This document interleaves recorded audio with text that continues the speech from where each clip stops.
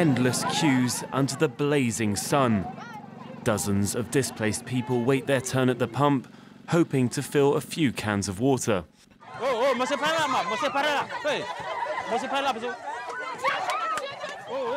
Scuffles over water are very common here. This IDP camp, known as PK3, is the largest in the Central African Republic.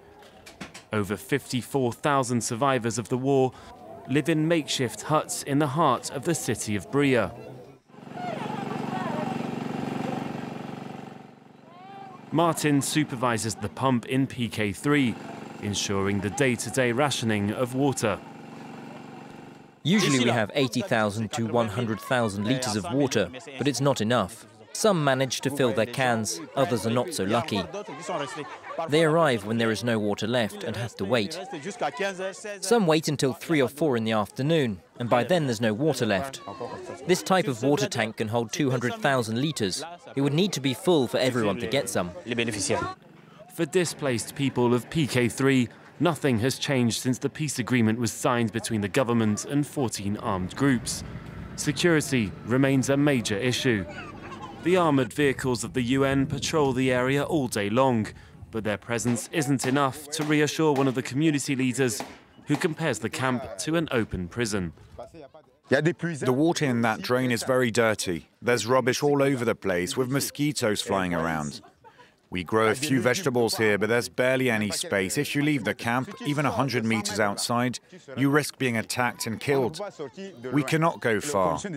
That is the huge price we have to pay for our security. We are forced to sacrifice our health to stay alive.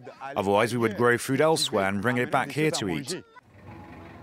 Those who leave the camp risk being attacked by rebel groups controlling the area. A few months ago, they killed Marie-Claire's husband in her village, forcing her to take refuge here. Now that the peace agreement has been signed, she dreams of returning home and could even forgive her husband's murderers.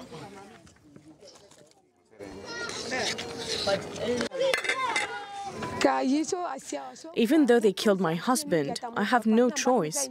I have to forgive them. What do you want me to do? If the government tells us that we can go home, I will thank God. I would be glad to go back home, even though our houses were attacked. The only health centre in the camp lies a few meters away. It's sufficient for basic health care. Hundreds of consultations are carried out here every day. Mothers take their babies in to be weighed, a way of detecting malnutrition.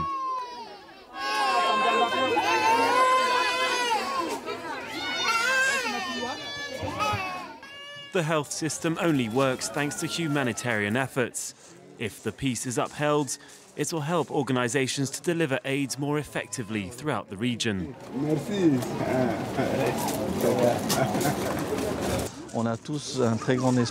We all have great hope that the Khartoum agreements will really bring peace between these communities.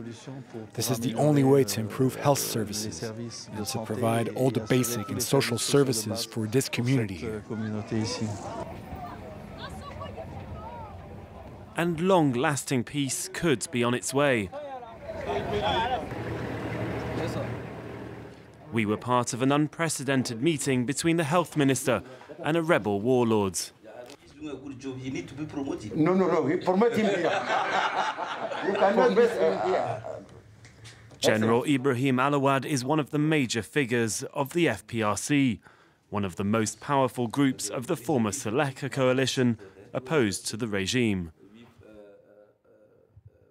The peace agreement is making it happen. The challenge for all now is to show to the people that this peace agreement is benefiting them in the area of health. This is why we need to continue to work together. But the good thing is that we try to correct this mistake, we try to safeguard the life of the people, we try to let everyone feel free to go to hospital, get his drug.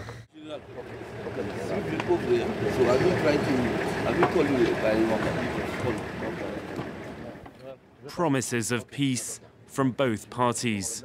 A glimmer of hope in a 7-year-long bloody war in the Central African Republic.